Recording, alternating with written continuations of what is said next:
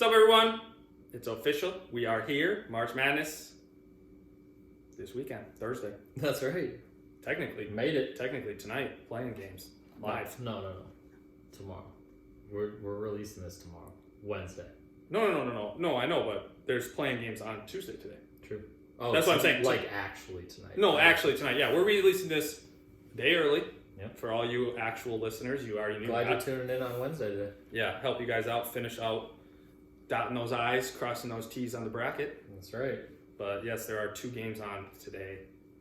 And one with a little bit of controversy, but we'll get to that later. Not too much later. No, actually. Let's jump into it Right right now. First things first, talking about teams that didn't make it. Yeah, Well, obviously.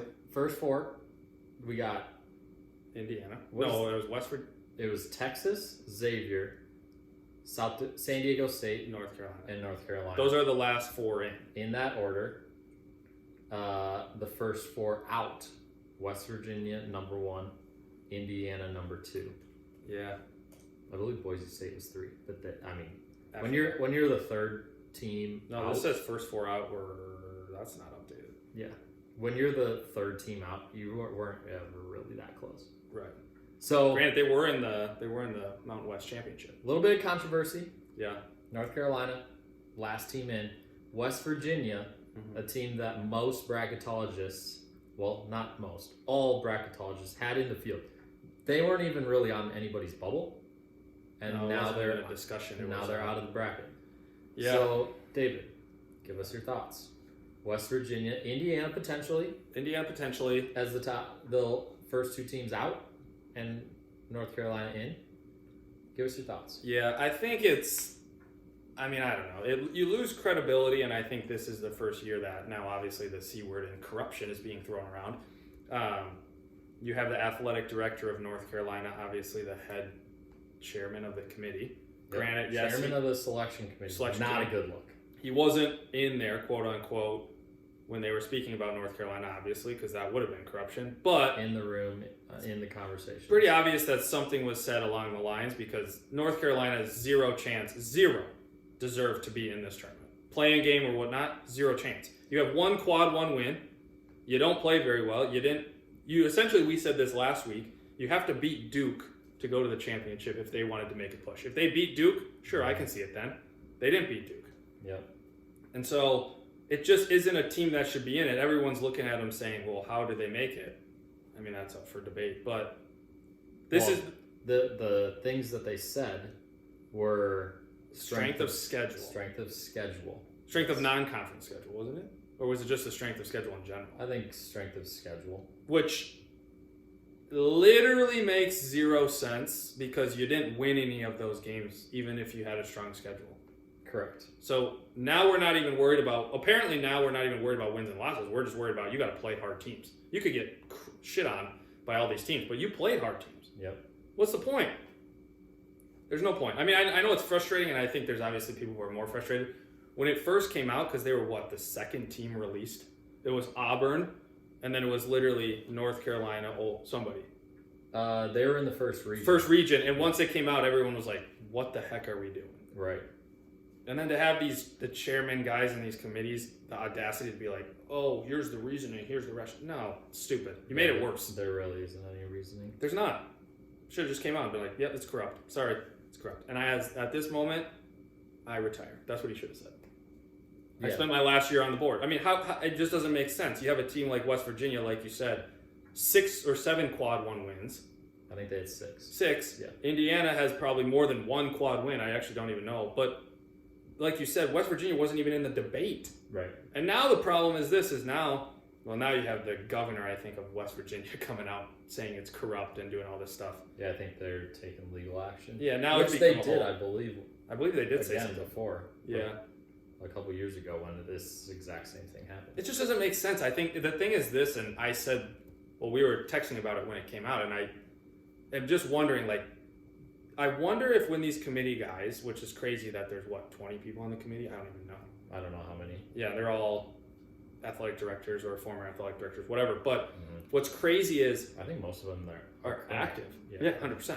But I think what's crazy is it's like you can't and I don't know how they do it, so this could be wrong, but if they have the team name up there, they need to take off the team names and just make it Team A versus Team B.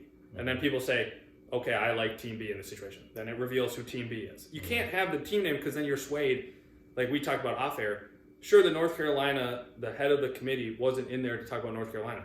Well, he could have been shitting on all these other teams, and then people in the back of their mind go, man, maybe North Carolina wasn't as bad as this team. Yeah. And so now it's like, okay, when he starts talking about other he was in there for the other teams. When they talk about West Virginia, when they talk about Boise State, all those teams. Yeah, they talk about these teams, Indiana potentially, who are on the bubble. Uh-huh. It's like, all right, well, now you're swaying people's votes. I mean, you can't say it because no one knows. Only those people know. But there's obviously something going on because this is ridiculous. So, I think, and I would guess that you think that at the very least, the head person of this committee should not be associated with any school. Right. So it almost should be like it's... At least the one, because obviously it's going to be tough to get a whole committee of them. You probably could because it's a very important thing and very noteworthy and prestigious. But at least the top person should not be affiliated with any school. Well, and I think it's almost like it even gets to a point too, like you're telling me that there's not former athletic directors or retired people that would be like, I'll be on the selection committee. I still stick around sports. I watch sports. I can do that. And then the difference is... But the hard part about people being retired is typically that means they're a little older and they wouldn't necessarily want to... Correct. ...be focused on that. Whereas if it's just like somebody... I mean, heck, you could even... What about this? What if you just mix up the divisions, and so you have the Division 3 committee do the Division 1 bracket. You have the Division 2 do the Division 3 bracket, and you have the Division 1 do the Division 2 bracket, so that they aren't necessarily connected to any of the teams, and they come at it from an unbiased perspective. But they're still involved with college athletics. They still understand what would make a team going into the bracket. Yeah, so when you look at this too, Minnesota, so Mark Coyle's on there.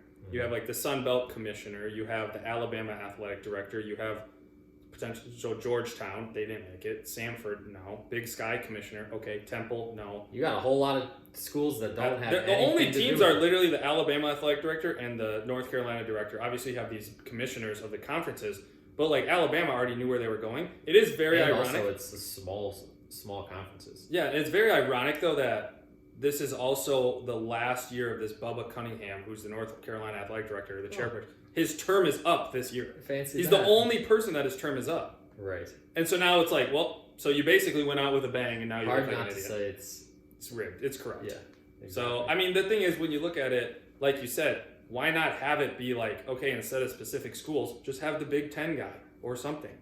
Like I'm not saying Minnesota will never make it, but there's pretty good odds they won't. So that's fine to have Mark Coyle, I guess. 2 years. But even Alabama, it's like none of these other guys it mattered because they weren't really fighting for positions. Or they're not fighting for a specific school. Like Al being Christian, like no, like these teams would have had to win their conference to make it. Right. So I don't know. It's weird that it's like, oh, North Carolina, and of course the last year of his is now this year. Right. So tough. Yeah. I feel bad for like West Virginians and stuff who were basically saying, okay, we're in. Right. And they could have made a little push, but yeah. Oh well, it is what it is. We move on with the bracket that we have. First couple questions, little prompt thing. So to give you an idea of what this episode is going to look like, we're first going to talk specific questions looking at some different teams. Then we're going through each region, starting with, what would that be, the South? Starting with Auburn's region, we're making our way clockwise around the bracket, starting in the top left. Then we'll go top right to Duke's region. That would be the East. South. Then the South, then the West. We'll go through each of the regions. Wait, we're going South, East, Midwest, West. Yep. Oh yeah, Midwest and West. And then after that, so we'll talk first and potential second round matchups in each of those regions. And then at the end, we'll give you our brackets. So you either have to stick around for the whole episode to hear our brackets if you just want to copy them, or at this point you would have to fast forward. But you'll miss a lot along the way. Yeah, there's good content. All right, so first prompt is, I mean, if everything goes the way that it should, in theory, it would be a 1 seed and a 2 seed in the Elite Eight from each region. So the prompt or the question to start would be, of the top 8 teams, ones and twos, which team is most likely to not make the Elite Eight? I think, the number one. So I will say we're talking ones or twos. Ones or twos to not make the Elite Eight. Which team is the most likely to not make the Elite Eight? Yep. Yes. I'm going to go with St. John's. And the only reason I say St. John's, first of all, defensive efficiency is not top 25. Offensive efficiency is, sure, but we do know how Ken Pom rankings work, do whatever, yada, yada, yada. But I think the biggest thing with this conference is your second round potential matchup in the round of 32 is Kansas, who was the unanimous number 1 team. Not an easy matchup. I know Kansas has not played well, but you have a good coach, you have experience. You're now in the tournament. All you got to do is win 1 game. The next thing is if you win that one, you play a team in Texas Tech who is very hot right now, who's very good. And I think they just lost the Big 12 championship, or to go to the Big 12 championship. Who's that? Texas Tech. Yes. Did they lose to Arizona? Wait, who did they lose to? So it was Arizona and Houston in the championship. So I think they lost they lost in the semifinals, and I think they are a very good team. I think they lost to, I want to say Arizona. No, they beat Arizona. Oh wait, no, they lost Friday. I believe to Arizona. Yeah, because BYU lost to Houston, right? Yeah. Yep. Yeah, so they lost there. So I do think that's a tough matchup. I think Texas Tech is a very good team. So I would say out of the ones and twos, so the top 8, I think that is the team that I think will have the most trouble going into it. Just because they have a tough side of the bracket. I mean, that's a tough teams to face. Yep, I agree with St. John's. I don't think that they also are, like you said, less proven offensively. They're a good defensive team. They'll grind you out, but offensively could give them problems. I'm going to go with Alabama, mainly because, one, still a question mark on Grant Nelson. He's an important player for them. 2, I think that even though I see offense beating defense, potential second round matchup with St. Mary's, completely different styles, and you would like to think that the offense will lead them to victory in that, but against a really good defensive team that wants to slow the pace down, complete opposites. Whoever controls the pace is going to win that game. And then a potential next round game with Wisconsin, BYU, VCU. I just feel like their road plus potential injury is also not stacking up well for them.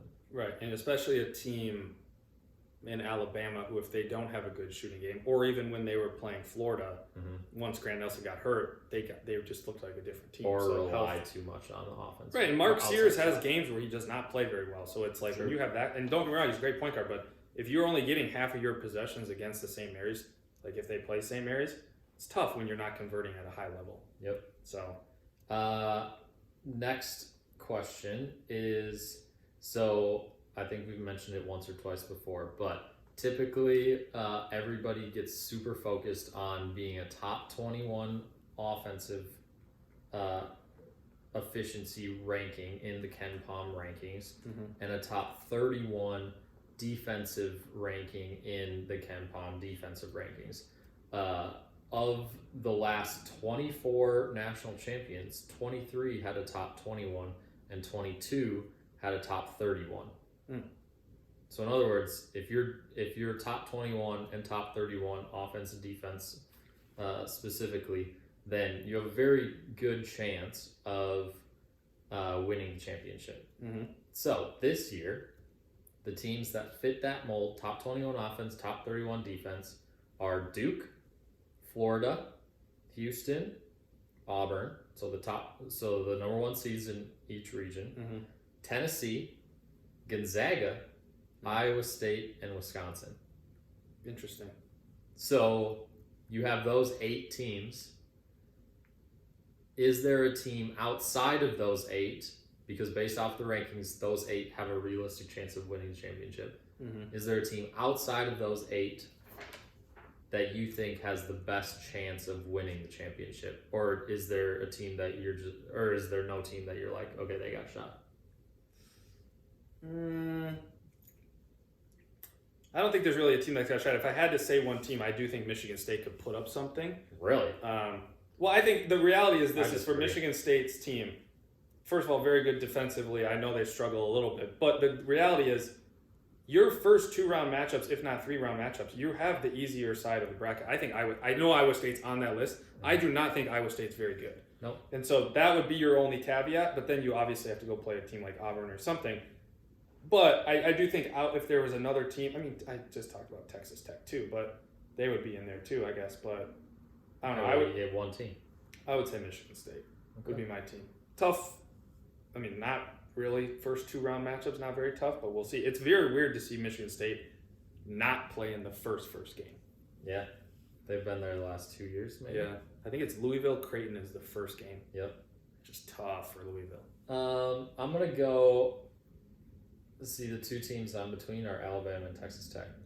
Because I know I said Alabama for the last one, the top 2 seed that is most likely to not make the Elite 8. Mm-hmm. However, they do have the offensive firepower to ride to get to the championship. Yeah. And in that case, they could win it. Yeah. Just because if there's no other team in the country that can stack up with them offensively when they're playing at their best. Yeah. So I think that it's either Alabama or Texas Tech for me, but I'm going to go Alabama. So I got the same answer for both. I guess is that a win-win then? Or win-win or lose-lose. Yeah. That's for sure. There you go. Next question. So I believe I think it's the last 11 years, there's been at least a 5 seed or lower. Mm-hmm. So 5, 6, 7, 8, 9, 10, 11. A 5 seed or lower that has made the Final Four. Made the Final Four. Yeah. Oh boy.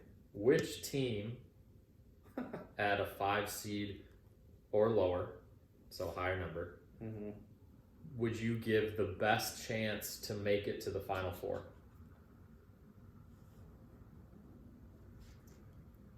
Right. Five or lower. If I'm looking at my bracket, none of them.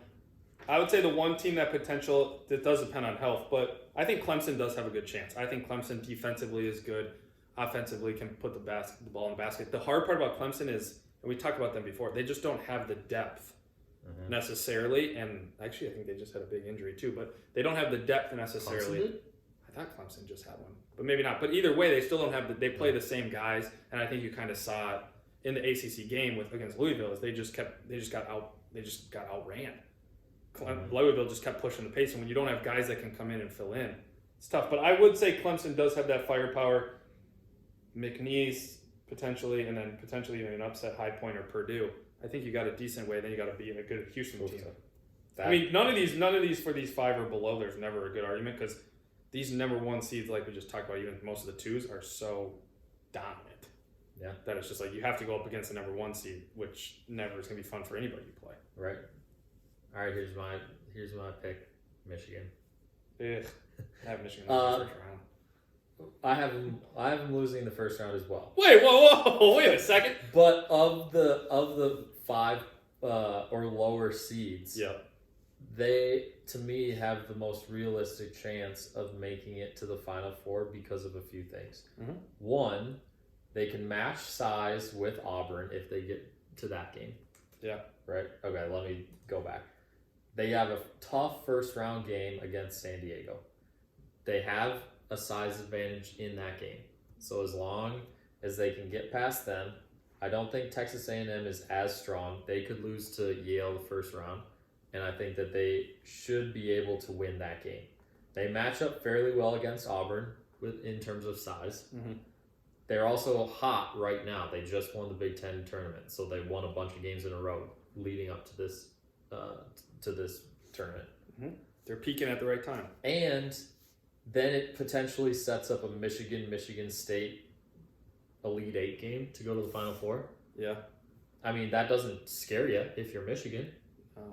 So that's why I think it's a combination of being hot coming into the tournament, outside of the first round matchup. Like they still have an advantage somewhere, but outside of a tough first round matchup, they match up pretty well against the most challenging team that they would play in Auburn, and then they play their crosstown rival to go to the Final Four. I mean, I feel like that looks like they could get to the Final Four. Yeah. There's also, I don't know the statistic off the top of my head, but there is something too where it's like first time coaches of a team never make it past the Elite Eight. That's the only caveat too. Yeah. Don't get me wrong, this is all TikTok guys, so who knows. But back to Clemson quick. Dylan Harper, brother of Chase Hunter, or Dylan Hunter, brother of Chase Hunter. Okay. Comes off the bench, only averages 5 points. Plays 23 minutes a game though. Broke his hand out indefinitely. Oh. So he is the first one off the bench. Okay. So there is a little bit of depth, but something to keep an eye on. You never know, dude. March is a great time for these randoms to step up. True. You're on the team for a reason there, Billy. That's right. Get your butt in the game. All right, you got any other questions, or we're jumping into the bracket? Let's jump into the bracket. I'm sure there will be more questions that pop up. Okay, so we are going top left, starting with Auburn, number 1 overall seed. They play the winner of Alabama State and St. Francis. Yeah. I don't think we need to spend much time talking about Alabama State or St. Francis.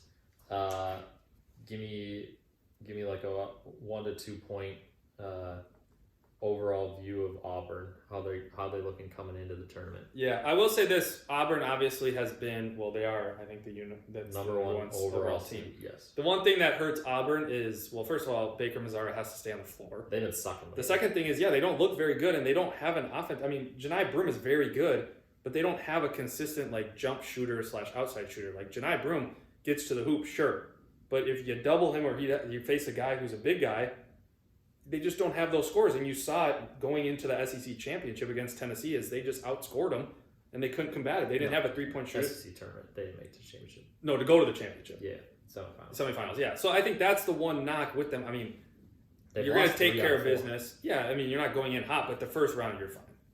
First round you're fine, but I think moving forward, that is the concern with Auburn. Okay, so if you're Auburn, do you kind of hope that at least for the first half it's a little bit tight and then you kind of break away? Or do you want to see Auburn just absolutely smash them in the first round and be like, all right, we're even? Which would you prefer? Watching how Auburn plays, kind of a cocky team, very outgoing team, I think they want to smoke them. But I do think it would be good if in the first half Janai Broome struggles and they have to find a way to score somewhere else.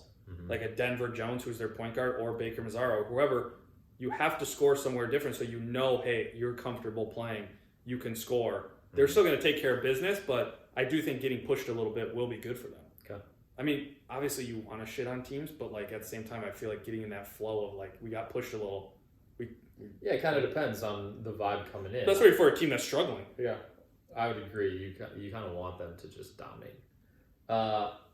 In the second round, so the game that would provide the opponent in the second round, Louisville versus Creighton. That's the 8-9 matchup. First game of the tournament. Yeah. Thursday. I like that. Yes, sir. So 11-15. Louisville, a little bit underseeded. Very personal underseeded, opinion. Yeah. Oh, I agree. They probably should have been a better seed.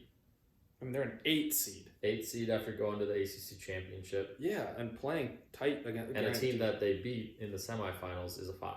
Yeah, right. And also the Duke, you weren't never going to beat. I mean, you're not never going to beat Duke, but like Duke is the number 2 overall team. Correct. But I do think this game is very interesting. I think when you look at Louisville, you have good scorers. It just will be once you watch on the perimeter. Once you get that ACC championship game, what's hard about it is you start playing individual basketball. And you stop playing the team game you were playing in the first half, and that's when you struggle. Yeah.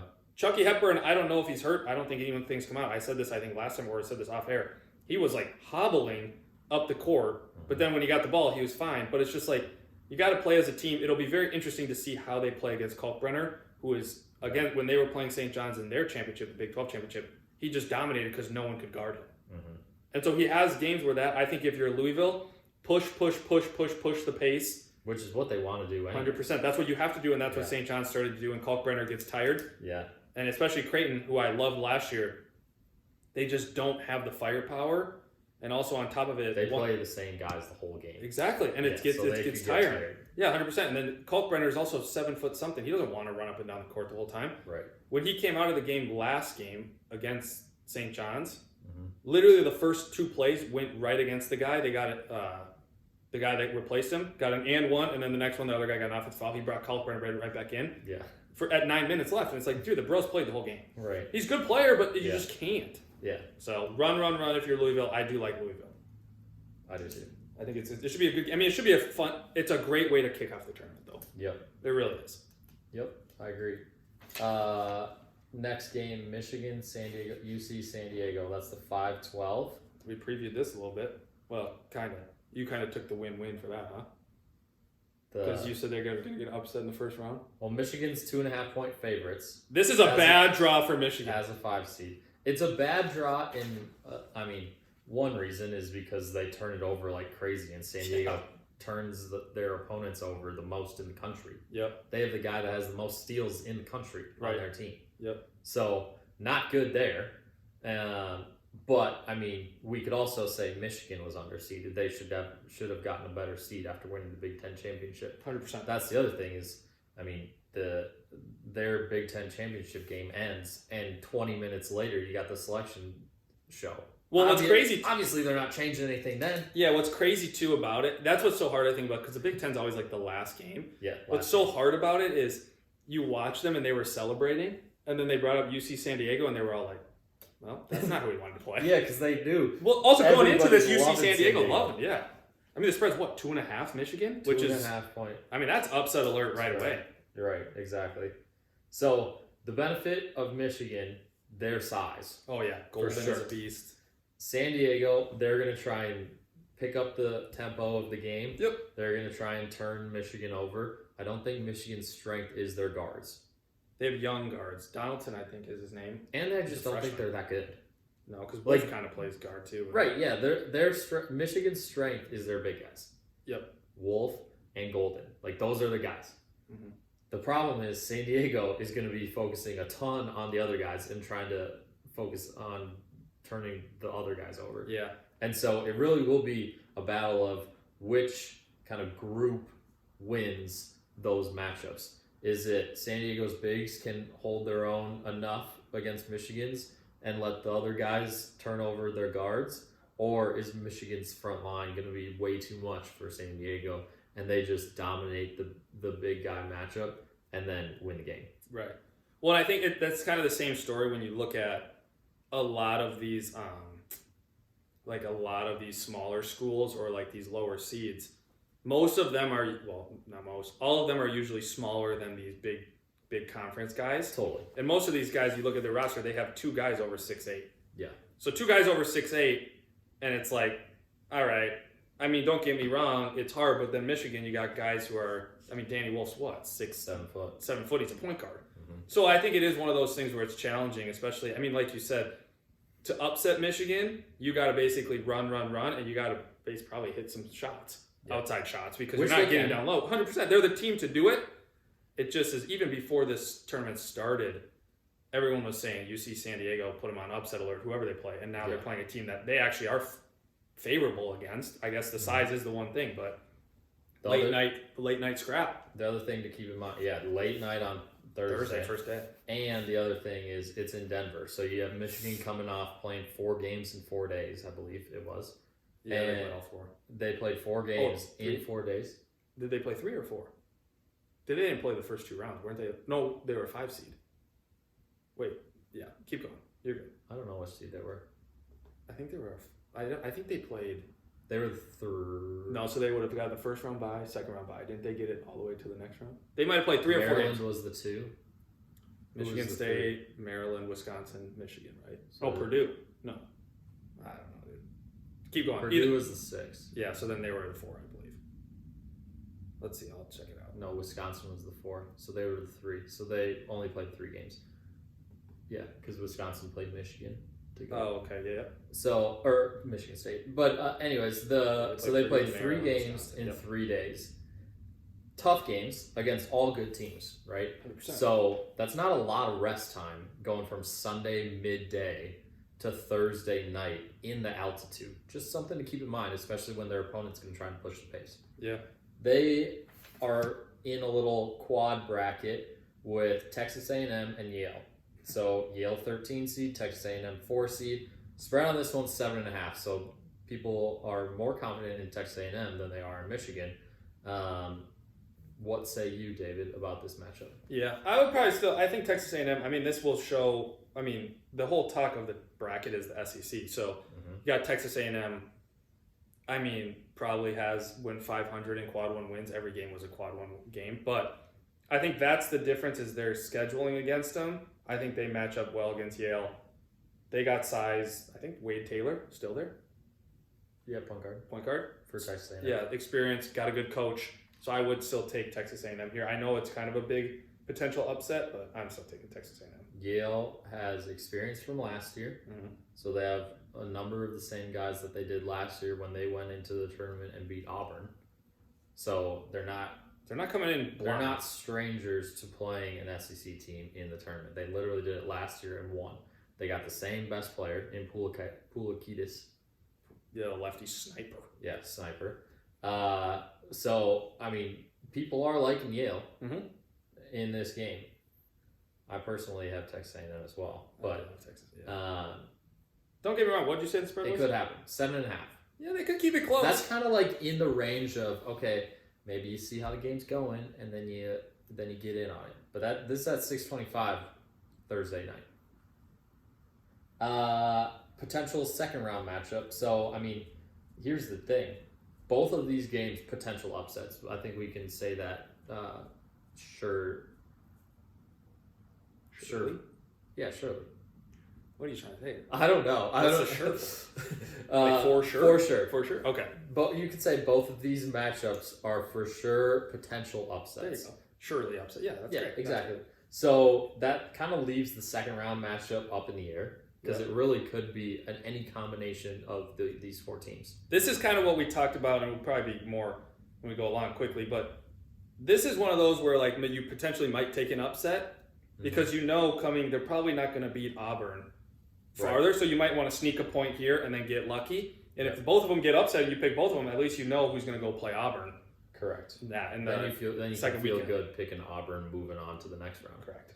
The thing is, both are potential upsets. Yep. So if you feel really good about one of the teams, specifically Texas A&M or Michigan, then it might be smart to pick whichever team you feel really good about to win the first and the second round games, and then pick the upset in the other to know, okay, I have an upset in this little quad, but then I also feel really good about whatever team you've picked to win 2 games. Yep, agreed. There you go. Moving on, next part of it, Ole Miss plays the play-in winner of North Carolina and San Diego State. So once this drops, we will know who that is, but right now we don't. And what do we feel good about and what do we feel bad about? So here's the thing, and we talked about this off air. You'll know. You'll know, we won't. If North Carolina wins tonight against San Diego State, I can see North Carolina beating Ole Miss as well. Yep. And I think that's the hard part is I know people don't want it to happen, but I think it's also just one of those things where it's like, what's stopping North Carolina? This is still a North Carolina team that's supposed to be a very solid team. It's kind of the same conversation with Kansas. But like, if they get rolling, what's stopping them from being like, hey, we're going to beat an Ole Miss team who, yes, is in the SEC, who's pretty good, but not what many people talk about them. Right. So there you go. I think if North Carolina can win, I actually have North Carolina also beating Ole Miss in the first round. I agree. But caveat, if North Carolina loses, I will take Ole Miss over San Diego State. Yes. So there you go. That's maybe wait till tomorrow or wait till Wednesday. Wait till this drops. Completely fill out your bracket. Yeah. Then they're matched up with Iowa State as the 3 seed and Lipscomb as the 14. Yeah. So word came out, Keyshawn Gilbert, one of Iowa State's best players, all-conference player on Iowa State, is out for the whole tournament. Do you applaud their coach for keeping that news out of the public's eye until the bracket was released, or do you feel like that's scummy and he should have made that known, potentially affecting which seed they have. Yeah, I mean, it goes both ways. I still think Iowa State is one of those teams that, I mean, I really haven't watched them a ton, but like, they're still a solid team. The hard part with Iowa State, They've had a ton of injuries they've had this year. so many injuries, and the hard part is they really only play 5, maybe 6 guys. Well, they play obviously 5, 6 or 7 guys, a decent amount. I mean, you look at this last box score. Yep. There's 2 guys that have less than 15 minutes. Everyone else has 20 minutes and above, and there's only 6 of those guys. Curtis Jones, I mean, is very good. Yep. But the hard part is with depth. You just never know with depth, especially after a big injury. I think they'll still take care of business against Lipscomb. Second round matchup, potentially North Carolina or Ole Miss could get a little more dicey. But honestly, so this is a situation where what we just talked about with the Michigan and Texas A&M, where you feel good about one team moving on and then potentially picking the upset. In this scenario, even though Iowa State isn't full strength, I feel good enough where I picked Iowa State to win the first 2 games and then have North Carolina beating Ole Miss in that first game. Yeah. And this is like the perfect situation for that, because I don't like North Carolina. I don't like San Diego State. I don't really like Ole Miss. I like Iowa State enough, so that's why I picked them to win the first 2 games. Yeah. Just because I think they have enough firepower, and you can kind of ride your like best guys early in the tournament before they like get tired. Yeah, the nice thing is you play 2 games, then you have kind of 3 or 4 days off. Yeah. And so that is nice to kind of recoup. And I just think Iowa State's too good defensively, too. They're a very good team. They're well coached. They know what to do. They're in that top 21, top 31 rankings for a reason. Yeah, so it's not just one guy. Right. Although he helped. Definitely helped. Never hurts, but. 7-10, Marquette 7, New Mexico 10. Yep, this is where it gets a little dicey. I like New Mexico. Okay. Don't get me wrong, Marquette, solid team. The only thing I think I will say about Marquette that makes it hard is Cam Jones is very good. So good. He's their do-it-all, though. Point guard, do-it-all. He's going up against... Lefty. Oh, yeah. Not as much of a sniper as... You gotta love the lefty shooters. Podolakis or whatever he is for Yale. Pudakidis. Pudakidis or whatever. But I will say this, he has a tough matchup. Mountain West Player of the Year, Donovan Dent for New Mexico, is also very good. Yeah. Averages over 20 points a game. It'll be interesting to see who else steps up. I think this is a game that potentially you could move on with New Mexico, and that's why I have. I think this is a tough spot for Marquette. It could be either team. Like that's 100%. that's the good part about it. You know those 2 guys are going to show up. Who else is going to show up? Yep. Make it worth it. Marquette's 3.5 point favorites currently. This is a Friday night game, 6:25 Friday night. Dicey. So, you got Marquette benefiting from being a little closer. Games in Ohio. Ohio, yeah. Cleveland, Ohio. A little bit. So that could play a factor. We'll see. We'll see what happens, yeah. Neither team really did much in their conference tournament either, so they should be fresh. No, they should be fresh, and also I think, you could make a story for both of them. They're both good teams. They're both led by one player, but see what happens. Mainly one player. Literally. They're with Michigan State and Bryant. Move them on. Michigan State 2 seed, Bryant 15 seed. Move them on. Michigan State, baby. Spread is 18.5. A lot of points. Michigan State. Bryant's fun to watch. Remember those boys? They could huck it. What was that guy? Peter Kiss. Yeah, Peter. That was, 3 years ago now? Yeah, they've made it 2 times in the last 3 years, I think. Didn't they have a point guard, too? I don't know. But yeah, I mean... Wasn't that Peter Kiss? They had Peter Kiss, but last year I thought they had somebody. No, that was their conference tournament. Fiery. Yeah. The fun thing about watching these games, or at least when you watch their tournaments, is they play in like these high school looking gyms, and it's just electric. Well, their conference, shout out Temmie, he works for their conference. For Brian? Oh, he works for the American East? Yeah. Nice. Yeah. Okay. And I think he was at the game. Was he? If he wasn't at the game, he had people that he hired that worked there. Doug? At the game. This guy. Eater. He was on their team 3 years ago. Or 2022, 23. Not. Yeah, 4 years ago was Kiss. Okay, Peter Kiss. Yeah. I mean, that bro was a beast. Yeah. He's good. Anyways, so usually they play at the highest seeds gym. Yeah. And so many of those times it's at Vermont. Vermont's good too. This year, Bryant was the 1 seed. Vermont was the 2, and Maine was the 3. Oh. And so Maine upset Vermont in their semifinal game, and then they had to go to Bryant. It was a close game first half, then Bryant smoked them. Yeah, so they are a decent team. Yeah, they're a decent team. I think though the hard part is matchup. when you look at the games that, I mean, their scheduling is just not very hard, and they're one game. St. John's, they got smoked. Sure, I get it. I just think It's only one game. Michigan State will take care of business We'll see. like nothing. So we got Michigan State moving on against Marquette or New Mexico. Yep. I mean, I still have Michigan State. Yeah. I just don't think those two. it's tough because, I mean, I personally am not the biggest Michigan State fan in just like how their team looks this year. But the problem with that is the teams that they're going to potentially be stacked up against, I don't see them having much trouble with them until they play Auburn in the Elite Eight. Up until then, I mean, they get a hurt Iowa State team. They get a Marquette team who's been up and down, and then they play a 15 seed. And no offense to them, but They were one of four. not They were the one same of four teams that I saw online that had the easiest schedule Michigan State. till the Elite Eight. Exactly, for good reason. Yep. All right, we're moving on to the East, Yeah. Duke's region. The high scoring affairs, that's what they called it when they named this out. Did they? They said this could be a very high scoring. You got Bama, you got Arizona. Duke can put the ball in the basket, so we'll see. Okay. First round, we don't really need to spend too much time. Duke against move 'em on. American and Mount St. Mary's. Move them on. You can actually put both of them. Put an all-star team out there. You still get smoked. Sure. Next game, the teams that they would potentially play is Mississippi State and Baylor. This is a very interesting matchup. This is an interesting matchup. Two teams from big conferences. Yeah, two teams from big conferences. Baylor kind of struggled a little bit, I would say, more than used to. I mean, you expected them to be better than they were this year. 100%. This is also the first game on Friday.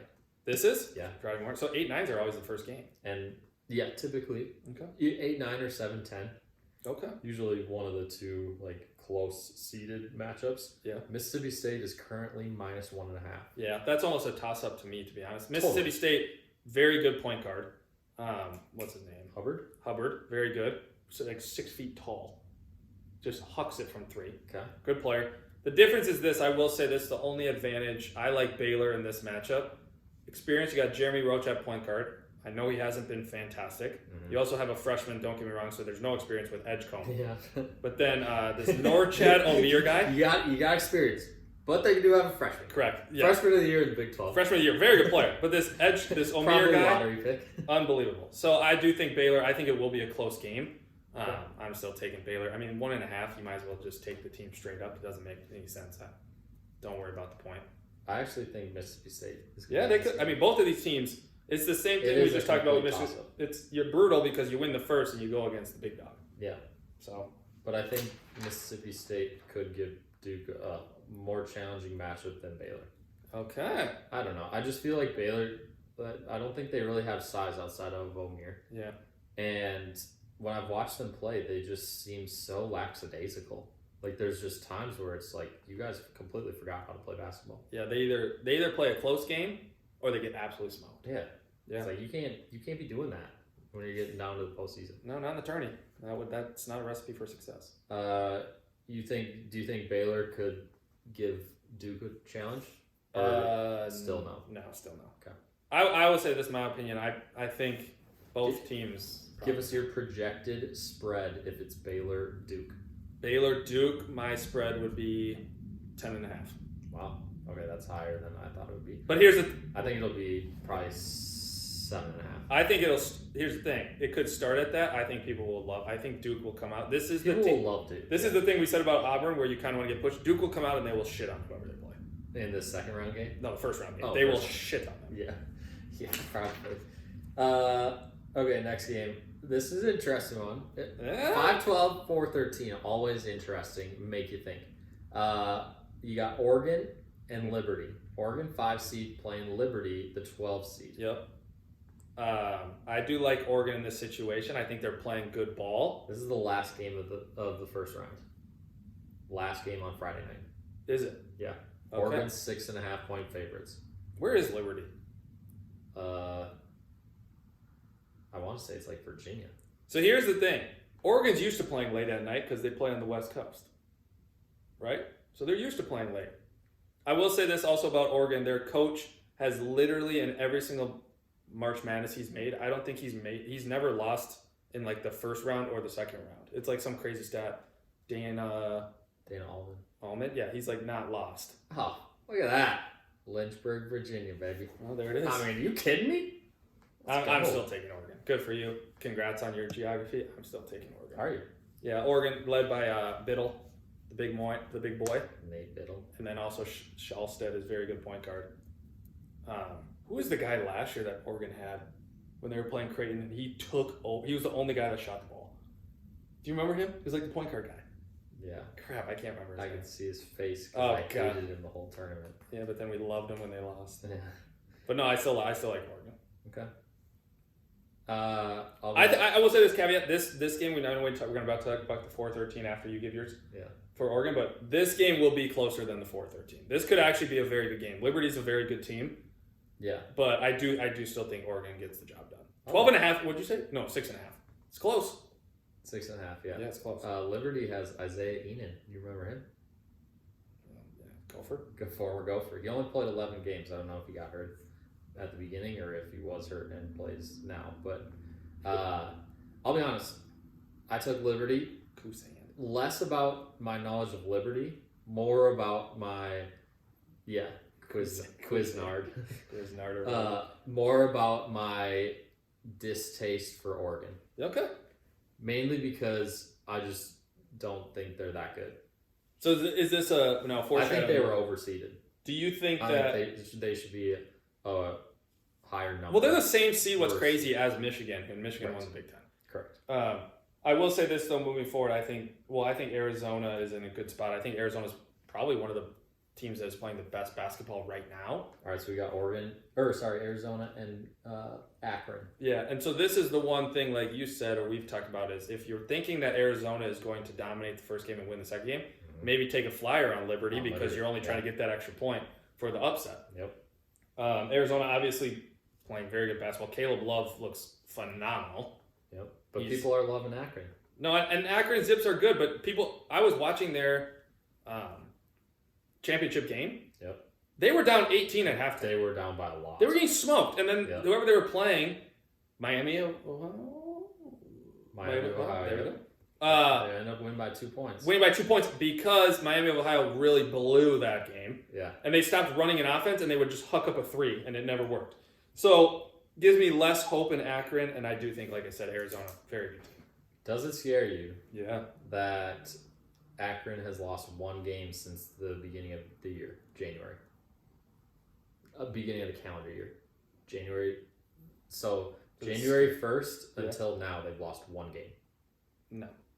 Okay. Who have they played? Well, they're all their conference games. Oh, okay. Yeah, that's what I find. They only lost one game though. Yeah, I'm fine with that. Okay. But I also think Arizona going to the Big 12 championship. Hot. Yeah. Yeah. That's the thing about Arizona. They're hot right now. They're hot. And even though they lost to Houston in the championship, that's a different story. Yeah. Okay, so this projects as an Arizona-Oregon or Arizona-Liberty matchup here, second round. I still like Arizona. Okay. But that's what I was saying is if you like Arizona or you're on my side and you're riding with them, maybe the Liberty Flyer is the way to go. The thing in the back of your mind, you always have a bad feeling about Arizona. Yeah. Every single time that I pick them, and every single time that you think that they're going to do well, something happens and they lose first round. Whoa. Or even not like that. Or not the first round, but the second round. Yeah, we don't like that. It's like, what are you guys doing? Yeah. You were projecting so well, you were playing really well going in, and then they just shit the bed. Yeah. I don't know if it'll happen this year, but yeah, definitely possible. We'll see what happens. This next one, very interesting matchup. Probably one of the most intriguing matchups of the first round. You got BYU as the 6th seed against VCU as the 11th seed. Yeah, VCU winning their A10 tournament.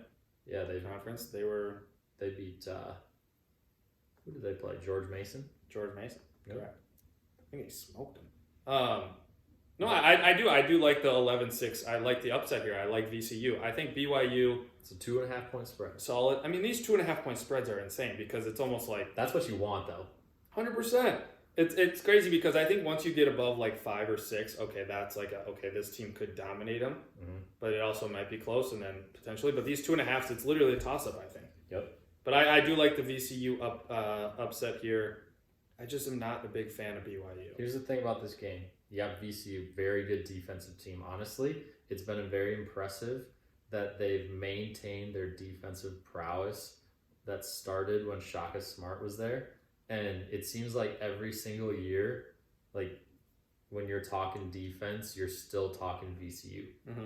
And that was, what, 10, 15 years ago? I mean, Shaka Right. Smart went from VCU to Texas To to Marquette, and he's been there for a couple years now. Yeah. That's pretty impressive that they're still like such a good defensive team through the years Oh, yeah. from back build up, when they went yeah. to the Final Four. Right. So VCU, very good defensive team. BYU, they could care less about defense, but they're a very good offensive team. Yeah, they can shoot the ball. I mean, they're So- 3-point snipers. The hard part about BYU is when you look on here, they don't get me wrong, they play literally 10 guys, if not They more. do play, yeah, They play a shit ton play of a lot guys. Obviously, they have one guy who averages 16, one guy averaging 10. Everyone else is pretty much, but they just spread the ball. Yep. I mean, all these guys are in the same range, 7 to 8. They're all above Which is- 30% I three-point mean, that's shooters, a good, though. That's a good thing. Yeah, they're all 3-point shooters. So that's the reason they could. It will be a very interesting game to watch. I'm very intrigued. Do you believe in offense? Do you believe in defense? Right. Or- Do you believe or- that they could go anywhere? Here's probably the better question.